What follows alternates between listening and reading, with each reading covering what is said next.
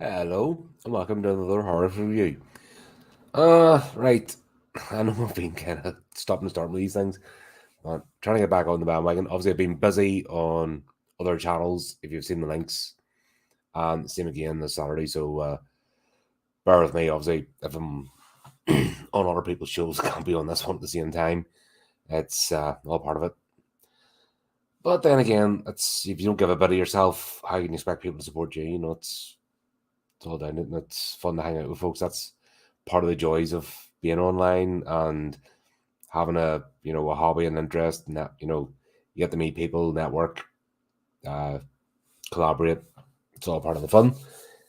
And that's one thing. If you're a creator, you shouldn't be afraid of.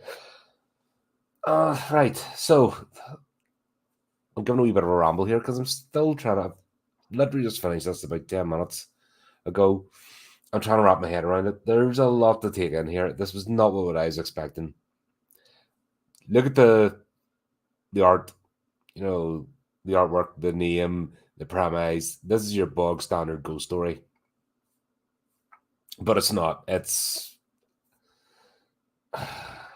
not Bollywood, right? It's not that, but it's definitely something else.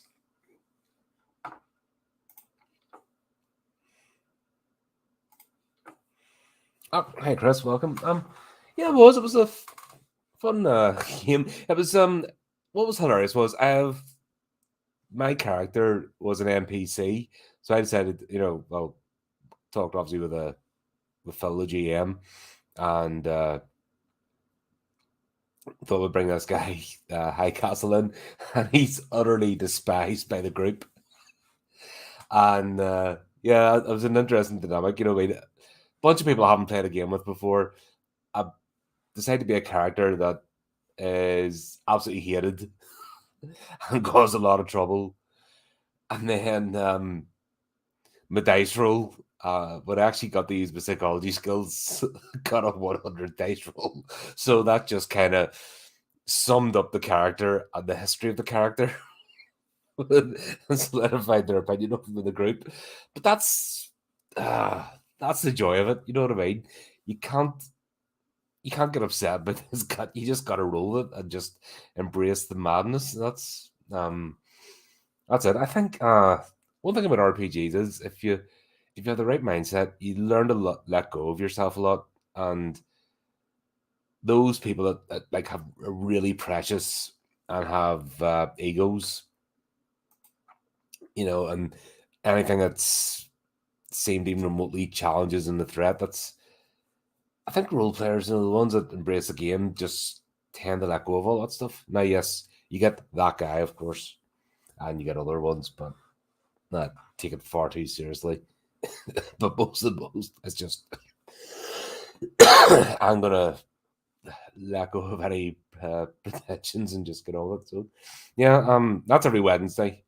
I'll obviously share the links again, so that'll be my Wednesdays for a while. Do I play this book out, and hopefully my character survives, and then we'll take it from there. Yeah, good group. Check them out, Brotherhood of the Dice. They're one of our featured channels as well. Go give them a check. Listen, they do their main streaming on Twitch, and then they upload later to YouTube. So you can kind of check out the backstory or the adventure up to the point where I jump in. But yeah, anyway, back to the movie. So I was just expecting your family walks into a haunted house, ooga booga, so forth, the end. Yeah. We'll start off with Baron Ray, and he's a like a John Constantine type character. He can see things, and it starts off for some reason. This starts off in New York. Don't know why, but there you go. Starts off in New York. He's brought in to solve a case, and it's basically, is it demonic possession or not? So right away we're off on a. In fact, this movie fits in perfectly with the show, the number of bloody tangents it went on. You know what I mean? It's like, yeah, ghost story. Yeah, we'll do that, but we're going to do it in such a roundabout, jump around the world type way that they don't get into the actual family, Harmesh and Shamali. moving into the house until about near 15 minutes into the movie. In fact, they're not even mentioned until then. And so, what are they trying to do? What am I saying with this movie? It's a mishmash of John Constantine, the Amityville Horror, the Conjuring series, and God, what was the other one I was saying? Obviously, The Exorcist, that's thrown in there too. And I had it in my head. There was a particular scene. Oh, it, yeah, the ripped off a scene out of it, the bathroom scene in this, just for shits and giggles. I was thinking of creating the Twitch channel for this podcast because at the moment we stream obviously the YouTube, Facebook, and Twitter. I'm really considering. I think streaming to Twitter is a bit of a waste of time, but I haven't really understood the platform.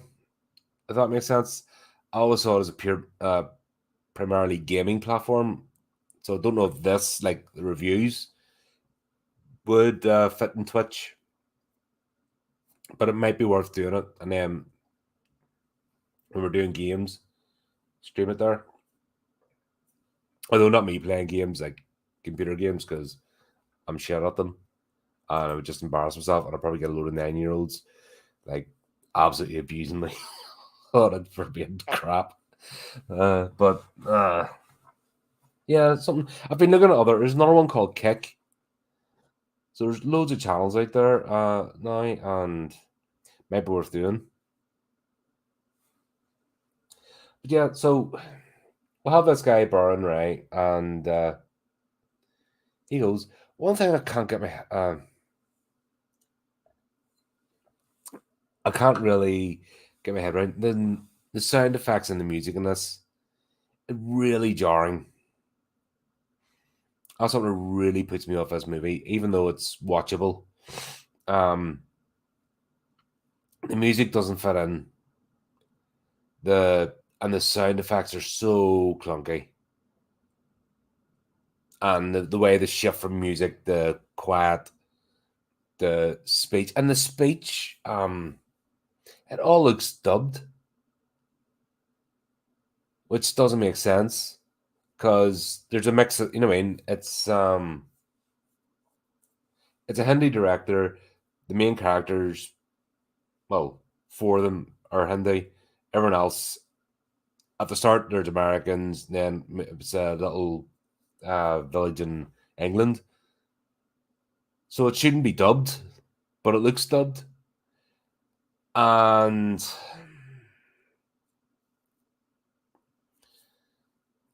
yeah, I think that was just bad editing. I think that's what's there's some seriously bad editing throughout this movie, and that takes you away from it. Also, the fact this is flipping 2 hours long.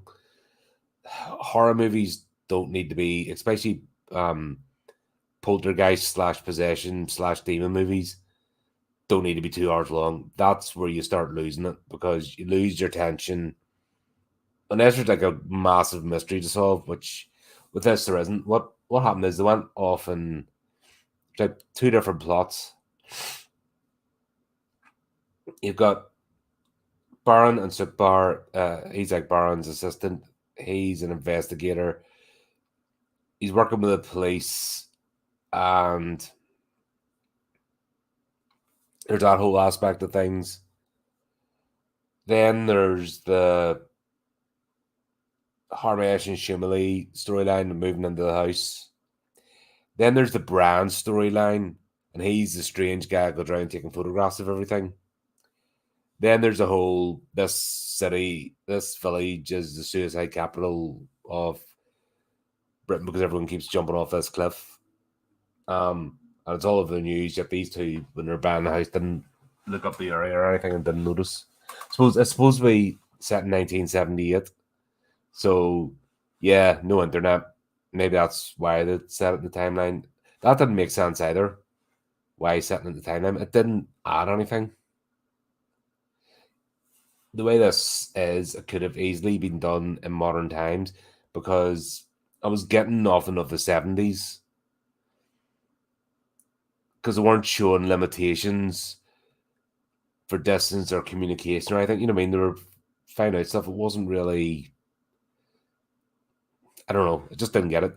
Also, the clothing in that could easily have been worn today. So it wasn't as if they were like a period piece. So yeah, I don't understand the 70s connotation, because even if they had a flat screen TV, a modern equipment, they're still in a quaint cottage. It's still an isolated village. Um, you basically just had crap mobile signal, if that's what they're worried about. Couldn't get Wi-Fi, things like that. Yeah, it's a strange decision. Wasn't getting anything, and then you have the other side plot with the village priest, Father Paul, and then I couldn't even remember his name. The other senior priest who Father Paul goes to speak to, and there's this whole other plot. So there's all these different things going on, and to be honest, they barely tie together. Normally, when you have different elements, the idea is for them to converge and deal with the problem. Uh, you know, come together to form the story. This doesn't. They're kind of bouncing about. You also have Inspector Jenny Jones, who she's the one to call Baron Rai over to look at this. The whole spate of fatalities, and she's got her own side plot, and it just, yeah, it's odd. The premise of the story, so Baron doing his investigations into the history. Is it the cliff? Is it the house? Did something happen there? Why does this keep? Sorry, it's been a long day. Why does this keep happening again and again? That was interesting. The dairy was interesting, but because of all this convoluted stuff thrown in, it kind of got lost. So this movie has no impact, and I suspect, um, I don't know much about know nothing about the director, to be honest, but uh, he might be a TV writer. That's what I think. I think he might be a TV writer, because this has all the trappings of a TV show. And I even said at the end, Baron Rai will return. Now, I looked it up on Google, and there's no other movies. This is only 2021 as well. That's the feeling I'm getting, that this guy, the character Baron Rai, is the one that goes around like John Constantine and, solves mysteries. I'd have been down for that. If they had just kept the focus, but they kept bringing these other characters in, and then the whole side plots. So it wasn't even a Baron Rai series, which I think they were trying. I think that's what he's trying to go for, is to create a series of movies on this character. But he's not even a main character, and he's kind of a side character. It's weird. The bit at the start with the ghost, where he basically walks through and he can converse with them and that, and just sees them naturally. That's done for the intro, and then you never see it again throughout the whole movie. So what was the point in that? Jonah Hex, if I had been, I'm seeing him almost like a cross between John Constantine and Jonah Hex. That would have been cool. And he talks to his ghosts and gets the answers. But yeah, we get nothing here, really. So it's weird as well, because it's like a 2 hour movie, and you feel like you don't know anything. And then it feels rushed at the end. Oh, very, very, very, very strange. Yeah, so there we go. God, I'm struggling here trying to think. It's the Oh yeah, the green screen. I thought I was bad at green screen, but holy crap, this is awful. Um, I think this has to be the worst amateur screen effects that were done. And there's even a bit where they're going through a forest and it's green screen, and you're like, why? Are you telling me that you can't find a bit of wooded ground to run through? You have to do it in green screen. I know he's trying to make it look like a dream sequence, but still, holy crap. It was bad. There's also some really dodgy digital effects in this, which is weird. That's not a it's not a gory movie or anything. You know, it's supposed to be like a mystery, horror mystery possession movie, but um, yeah, there's no payoff. You barely get a chance as well to, like I said, the Shyamalan and Harmony should only move into the house like 15 minutes down the line, and because of all these bouncing about, you get no sense of these two characters. You know, she works as a nurse. You know nothing about him, so you're like, how are you meant to invest? You know what I mean? If the whole point of the parallel is because go wee bit of a spoiler, Shyamalan's the one who ends up getting targeted by the spirit. But if no investment in the character, if you don't know anything about them, how can you root for them? You know, that's a real struggle. If you're just looking, going, yeah, you're not wanting them to succeed or worried that they're going to fail. It's just you're just kind of meh. Um, I don't get the point of Super's character. He's like Baron's assistant. You can almost throw Sherlock Holmes in this as well because he dresses a bit like Sherlock Holmes. Yes, it's like he's just taken every idea and just went shake movie. Um, yeah, I don't. God, that's going to be a short review. I'm struggling here to talk about it. I need more. Right, Chris, chat. Give me more tangents because honestly, if not, I'm going to have to wrap it up. Because seriously, this is um a confusing movie. Let's put it that, and it's not the plot; it's just the visuals and the sound is confusing, and I don't think that's a good thing to be. You know, when you're uh trying to follow a plot and get invested. But at the end of the day, we finally get like all that stuff goes on, and then it all gets explained in 2 minutes by the older priest whose name I've forgotten because he's weird. He didn't even really get his story. The 2 hour over 2 hours to flip and do it, and it didn't. It's mad. What would I suggest? Strip it the hell down. Just pick one plot line.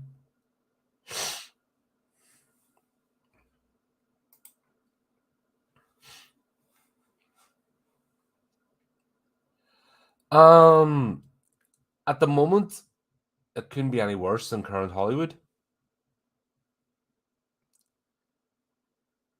Um, it's like anything, but look at social media. When the algorithm takes over, like people don't run social media anymore, and I mean the ones behind it. Social media runs them, and yeah, just gotta be careful of that. And plus, yes, we want to be entertained, but we're missing the whole point. The whole point of being human is imagination. That's what makes us unique creature in this planet is about having an imagination. If you take away people's ability, and fine rightly that the monolithic corporations will take AI because why would you not? If you have an algorithm write a story and you have CGI actors, characters created, and you seeing it now with deepfake, um, of course they're going to do it, and it means they don't have to bother with writers and actors and all that kind of stuff. That's fair enough for the sludge, but eventually it'll just get to the point where, like, authors are talking about it, and especially like in the indie scene and stuff, you're going to get authors that are just going to pump stuff out via AI. Stuff's like I even get some stuff done. My whole thing when I'm writing is it takes me bloody forever because I just keep getting distracted doing other things, and um, I need to get more disciplined and sit down and do it. But what will get to the point is you could put a few ideas into an algorithm, into an interface, let the algorithm come up with a story, and then you go, "Oh, look, I wrote this," but you haven't. The whole point is the struggle as a creative is the struggle, the idea, the concept, to put it together, to make it happen. If you just have it all done for you, then you're not growing as a person. And if we all end up like that, and everything's done for us, we're gonna like just fade away. We're not. I don't know. It's a lazy thing to do, and it's going to be a bad road. I can see the interests in it, and if you look at the sort of people that have an interest in doing it, yeah, it's not good. It's not the sort of people, the sort of people that think, right, we're gonna use this and we're gonna chunder out 20 movies a year using this stuff. Yeah, it's not a good road.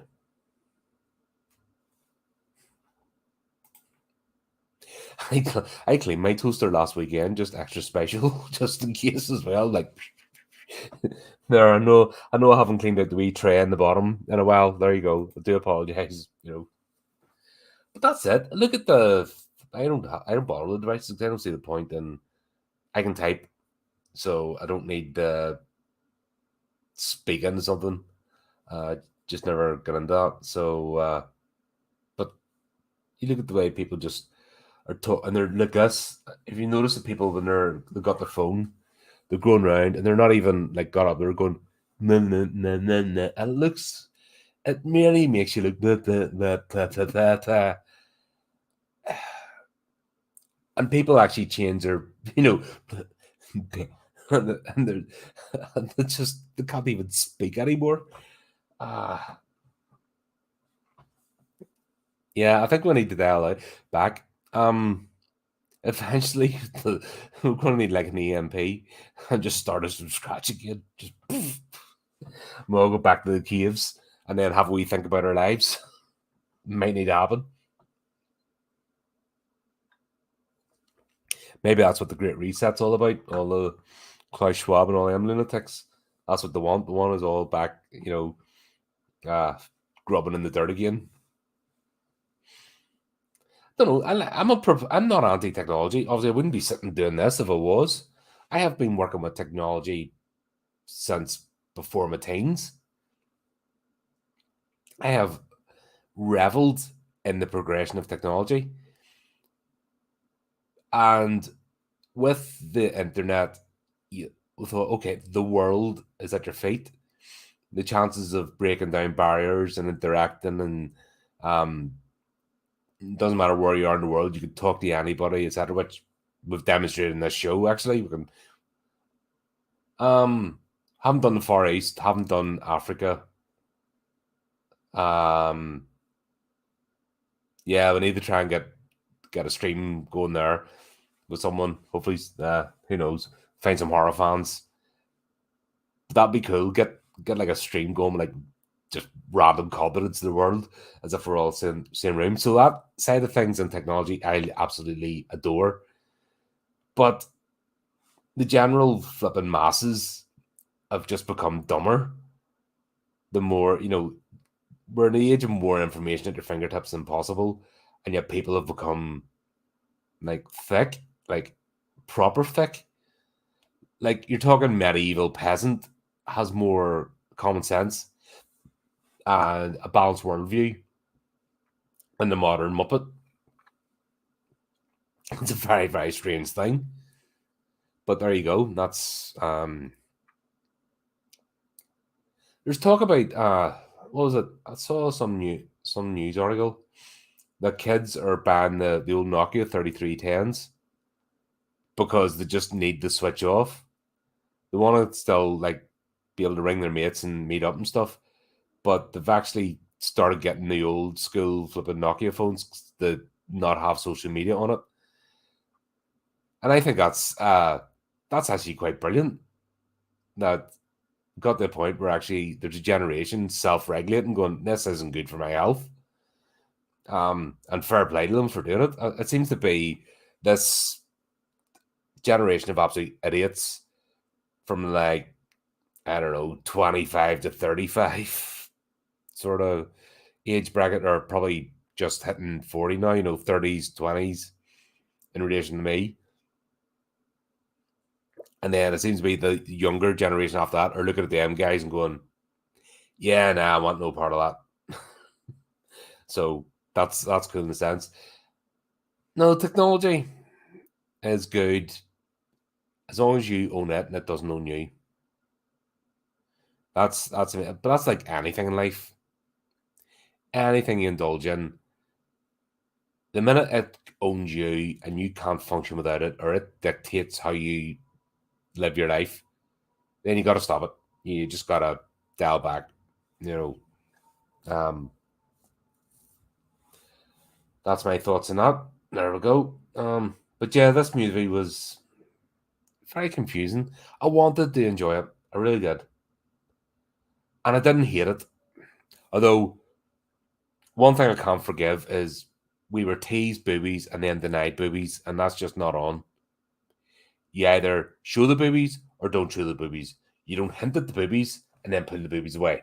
That's disgraceful. And there's no need for that. That's just bad form. And if this is your first horror movie you've directed, then you needed to look up the horror genre first. And you need to watch this channel to understand how important boobies are. Right? So that'll be my major gripe about this. Like, how dare he do that? But there you go. And watch the movie to see what I'm talking about. But, right. Leave it there. Okay, that's my review. Nearly 30 minutes. A couple of tangents thrown in. Thanks, Chris. You pulled me out of a hole there. That got me another 10 minutes. Because I just struggled with this. Yeah, if you've watched this one, let me know what you think. And should this be a series? Well, did you get enough of the character? I think we didn't. I think it's a shame. There was something there. It was just not executed. There was just too much thrown in to give it a chance. The idea of a Baron Ray series was intriguing. I liked the character. He just didn't have anything to work with. So, leave it at that. There you go. What am I doing tomorrow? Apart from work, I'm working tomorrow. But yeah, I'm on Dragonlance Saga's channel tomorrow night, midnight my time. So I'll be having a wee nap in the afternoon and then pulling an all-nighter. So may Reorx be with me to guide me through that one. That'll be fun. I don't think I have anything planned for Sunday, so I'll probably try and set up a stream for Sunday then. And then we've got the talk spot. I've actually got an interview coming this month, and I'm on Eric Capita's channel next week. I think it's next Thursday. We're going to talk about Frankenhooker. That's going to be a fun episode, actually. He's just starting out, getting his YouTube channel up again, and maybe amazing. Yeah, well, let's do this. Do it in your channel. Let's do it. Come on, do it. Make stuff. Anyone that knows me, if you're even thinking about making content or a YouTube channel, I'm right behind you. Go, do it. Get in there. Go on. Give me something to annoy. But yeah, there we go. So keep up to date with the channel. Do the typey clicky things. And until next time, keep it creepy, keep it horrific.